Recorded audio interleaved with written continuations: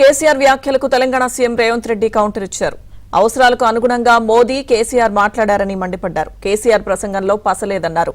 కేసీఆర్ తన అక్కసు మొత్తం వెళ్లగక్కారని విమర్శించారు.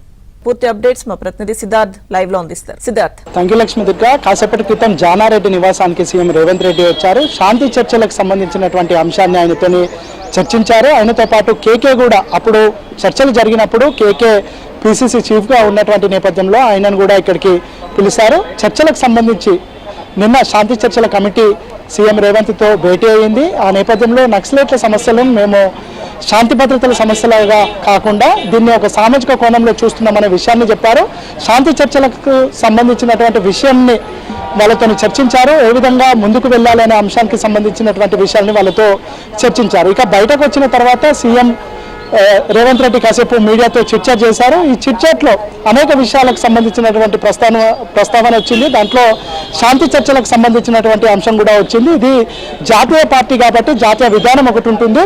ముందైతే ఇక్కడ ఉన్నటువంటి పరిస్థితులకు అనుగుణంగా వీళ్ళతో చర్చించాను. వీళ్ళతో చర్చించినటువంటి విషయాల్ని దిగ్విజయ్ సింగ్ కూడా కన్వే చేసినట్టు సీఎం రేవంత్ రెడ్డి చెప్పారు. దిగ్విజయ్ సింగ్ గతంలో చర్చలు జరిగినప్పుడు ఏపీకి సంబంధించినటువంటి ఇన్ఛార్జ్గా దిగ్విజయ్ సింగ్ ఉన్న నేపథ్యంలో ఆయనతో కూడా గతంలో జరిగినటువంటి విషయాలను చర్చించారు. దీన్ని రాహుల్ గాంధీకి కూడా కన్వే చేసి దేశవ్యాప్తంగా జాతీయ పరంగా కాంగ్రెస్ పార్టీ ఒక నిర్ణయం తీసుకునే అవకాశం ఉంది.